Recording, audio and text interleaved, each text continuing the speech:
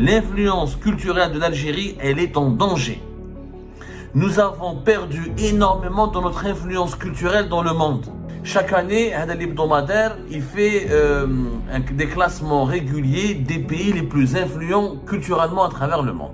L'Algérie, on fait partie, heureusement, des 85 pays les plus influents culturellement au monde, mais on est classé au 81e. À l'échelle africaine, on est le 9e pays africain le plus influent. On n'est même pas dans le top 5, on n'est même pas dans le top 3. Loin derrière le Maroc, l'Égypte et même la Tunisie, qui est un pays en crise et en faillite. L'influence culturelle permet d'avoir des touristes, permet d'avoir des investisseurs étrangers, elle permet de donner de la puissance politique. Il n'y a pas que l'argent, ou là les armes, ou là les armées, la culture, le sport, on appelle ça le soft power. Ils ne sont pas assez branchés. Il n'y a pas des clubs de musique, il n'y a pas des boîtes de nuit, des spectacles, des salles de spectacle. Il n'y a pas une vie culturelle en Algérie. C'est pour ça qu'au Maroc et en Tunisie, ils sont mieux classés que nous. L'Égypte mieux classée que nous. En Algérie, Marrakech, le Maroc, Harbin Alina, festival de Marrakech, et Saouira, et le Mawazine. L'influence culturelle de l'Algérie, elle est en danger. Nous avons perdu énormément de notre influence culturelle dans le monde. Alors que nous avons une grande histoire millénaire, un patrimoine historique, matériel et immatériel exceptionnel, des paysages naturels, et un peuple gentil, hospitalier, et nous avons on a de la musique, on parle des arts, de la littérature, on a tout pour être l'un des pays les plus influents du monde sur le plan culturel. Et malheureusement, nous sommes en train de régresser. La preuve, chaque année, il y a un grand magazine américain qui s'appelle US News and World Report, qui est un magazine d'actualité américaine publié à Washington. Et il est considéré avec le Time et Newsweek parmi les 3 grands magazines américains. Chaque année, l'hebdomadaire, il fait des classements réguliers des pays les plus influents culturellement à travers le monde. Il fait des classements. Le classement de référence, c'est US News and World Report, les pays les plus influents culturellement. Il a plusieurs critères pour déterminer la liste des top 85 pays les plus influents culturellement dans le monde. Pour ce classement, il va évaluer les pays à la des scores. Il donne des notes, les experts de ce magazine américain donnent des notes et des scores qui vont permettre d'avoir un score général à la fin. Ils vont noter plusieurs critères pour chaque pays. Ensuite, ils font le classement général. Les critères, c'est quoi? C'est le divertissement. Est-ce qu'on peut se divertir? Est-ce qu'il y a des modes de divertissement dans ce pays-là? L'influence de la culture. Est-ce qu'il a une culture influente, connue? Est-ce qu'il y a des artistes connus, de la musique connue, une littérature connue, des dessinateurs connus, etc. La mode. Est-ce qu'il y a une mode? Est-ce qu'il y a un univers de la mode qui se développe? Est-ce qu'on peut être heureux dans ce pays? La notion du bonheur. Est-ce que les gens qui habitent dans ce pays-là sont heureux, sont épanouis, ils arrivent à faire ce qu'ils veulent? La puissance des marques, est-ce qu'il y a des marques connues, des marques d'agroaliments, des marques culturelles, des marques industrielles, des marques sportives connues? C'est l'ensemble de ces critères qui permet à l'Algérie, qui permet plutôt à ce magazine américain US News de classer les pays les plus influents culturellement. Quelle est la qualité de la vie? La situation politique du pays, l'ouverture pour les affaires, est-ce qu'on peut faire des affaires dans ce pays-là ou là? Donc, c'est ça ce qui permet d'avoir un score et d'après ce score global, on détermine le classement de ces pays. L'Algérie, on fait partie, heureusement, des 85 pays les plus influents culturellement au monde, mais on est classé au 81e. On est fait partie parmi les 5 pays les plus influents de ce classement à l'US News. Ce qui n'est pas normal, ce qui est même anormal et dangereux. On est à la 81e position. À l'échelle africaine, on est le 9e pays africain le plus influent. On n'est même pas dans le top 5. On n'est même pas dans le top 3. Loin derrière le Maroc, l'Égypte et même la Tunisie, qui est un pays en crise et en faillite. Ce qui prouve que l'Algérie a subi une perte importante de son influence culturelle dans le monde. Une perte de vitesse importante. Et le score de l'Algérie, il ne cesse de baisser d'une année à une autre. C'est le Maroc qui est 38e, où l'Égypte, elle est, on a comme le classement général, l'Égypte 31e au monde, le Maroc 38e, l'Afrique du Sud 39e, Tous ces pays-là nous dépassent. On est dépassé par le Kenya, la Tunisie, 61e, le Cameroun, fait mieux que l'Algérie, 65e, le Ghana, la Zambie, ben je dis l'Algérie. L'influence culturelle, on est 77e au monde, et dans le classement global des pays les plus influents, on est 81e. Et sur 85 pays. Ce n'est pas normal. Alors que j'ai beaucoup de respect pour le Ghana, le Kenya, la Tunisie, mais nous sommes un pays qui a une histoire beaucoup plus millénaire, nous sommes beaucoup plus diversifiés, on a un pays beaucoup plus vaste, on a des paysages beaucoup plus diversifiés, beaucoup plus majestueux que beaucoup de ces pays africains que je respecte beaucoup. Et pourtant, ils nous dépassent. Ils nous dépassent. Pourquoi? Parce que sur certains critères, sur certaines catégories, on accuse un retard énorme.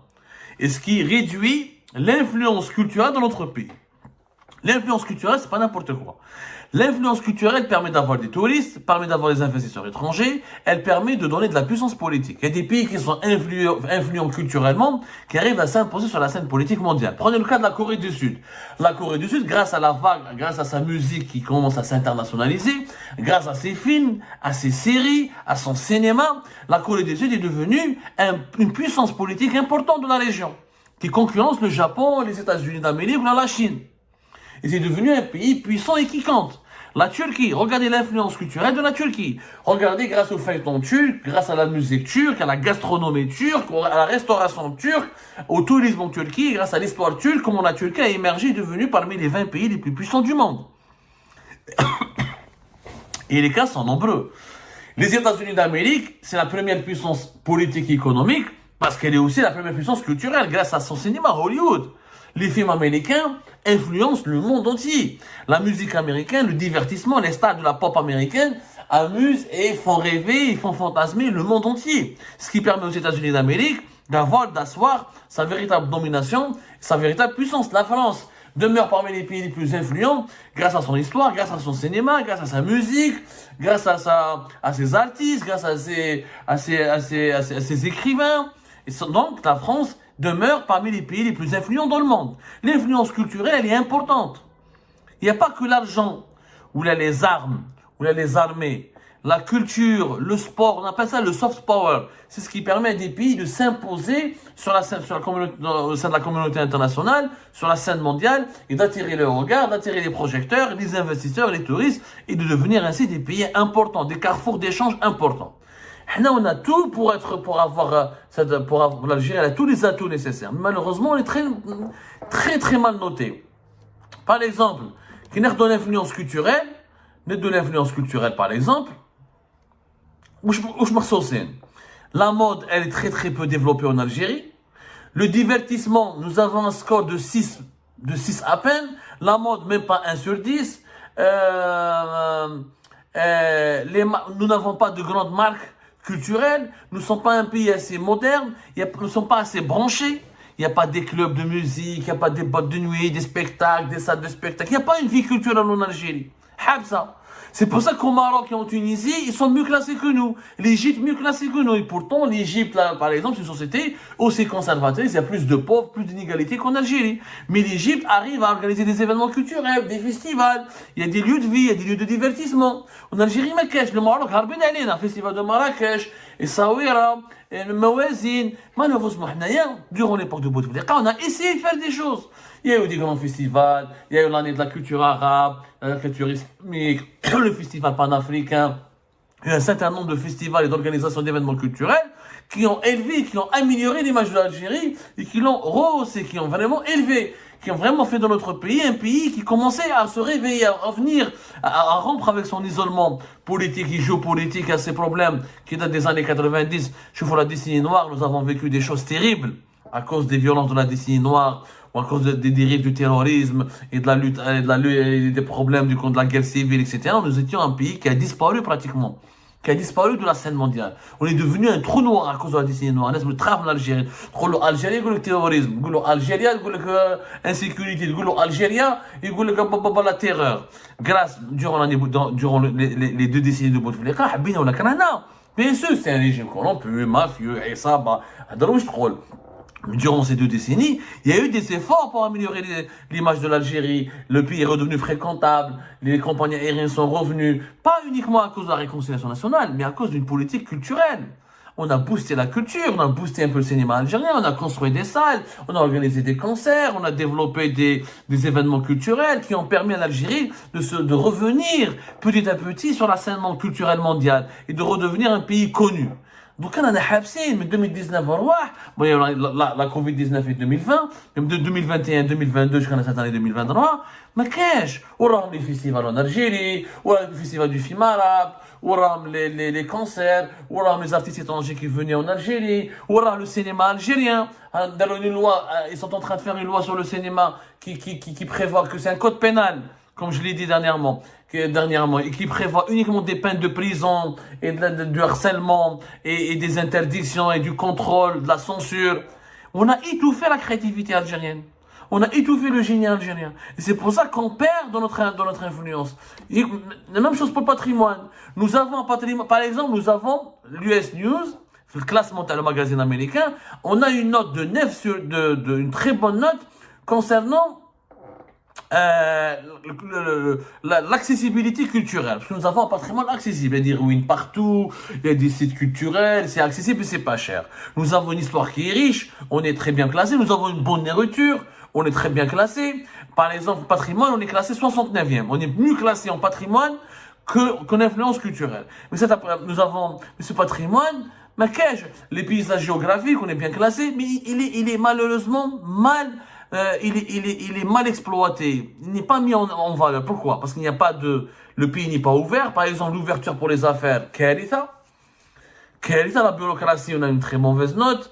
La corruption, on a une très mauvaise note. La transparence des pratiques gouvernementales, on a une très mauvaise note. Donc on est mal classé et on se retrouve parmi les 10 derniers pays concernant l'ouverture pour les affaires. Et si un investisseur quand on vient investir dans un pays, on cherche aussi à visiter ce pays, à vivre agréablement dans ce pays. On ne s'installe pas dans un pays où on est mal à l'aise, on n'arrive pas à sortir, on n'arrive pas à s'amuser, on n'arrive pas à se cultiver. Non, on ne peut pas s'installer dans un pays pareil. On s'installe, on investit son argent dans son pays, on ouvre des entreprises dans des pays qui sont accueillants, où il y a du divertissement, où les enfants peuvent aller à l'école, où on peut sortir le week-end. Et t'es dans un pays où le week-end tu peux rien faire. Tu peux pas rester dans ce pays-là. Donc malheureusement, nous n'avons pas d'ouverture pour les affaires, on n'attire pas les investissements étrangers parce qu'on a un environnement politique et social qui est inadapté. La qualité de la vie, kiff, on a une mauvaise qualité de vie. On est classé 81e au monde. Sur 85 pays, parmi les 4 derniers pays concernant la qualité de la vie. C'est vrai, c'est pas cher, c'est abordable, le marché du travail, mais il n'y a pas de convivialité familiale, on peut pas sortir comme on veut. Avec la femme en Algérie, quand tu sors avec ta fiancée ou avec ta copine, c'est compliqué. La stabilité politique, même si là on a un problème, il n'y a pas de problème particulier d'insécurité, mais le système de santé n'est pas développé, le système scolaire n'est pas développé comme il faut. C'est des critères qui font d'un pays, il est influent, c'est très important. Nous sommes en train de perdre notre influence. L'influence d'un pays, ce n'est pas uniquement une armée forte, un État fort. Non, c'est pas vrai. L'influence d'un pays, c'est d'abord son économie et sa culture. Et sa culture aussi. Nous sommes faibles en économie, le pétrole ou le gaz. Et nous sommes aussi faibles en culture, on n'exporte plus des produits culturels, notre culture ne rayonne plus. Alors qu'on a de la cuisine jusqu'à notre histoire, en passant par nos artistes, on a tout pour être parmi les pays les plus influents au monde. Maintenant, nous sommes que 9e pays africain. Notre influence est en train de baisser des pays comme la Zambie, comme le Cameroun, comme l'Afrique du Sud, l'Égypte, le Maroc, mais je peux comprendre. Mais Kenya, la Tunisie en crise, le Cameroun, le Ghana, la Zambie font mieux que l'Algérie. Ce n'est pas normal. Il est temps de se redresser, de se remettre en cause. Il est temps de chercher des véritables solutions pour retrouver notre niveau d'influence culturelle. C'est très important, hein, des influences culturelles. L'Algérie a tous les atouts nécessaires pour être une nation rayonnante et influente. Mais malheureusement, ces dirigeants, avec leur mauvaise politique, avec la dictature, avec la répression, avec l'étouffement de la créativité, de l'innovation, l'étouffement des génies, avec un mauvais environnement social et politique, économique, on est en train de régresser, de décliner, et des pays africains avec des moyens beaucoup plus modestes que nous, par rapport à nous, moyens gigantesques, par rapport à la Zambie, le Cameroun et le Ghana, arrivent à mieux faire que nous, à devenir beaucoup plus influents culturellement que l'Algérie.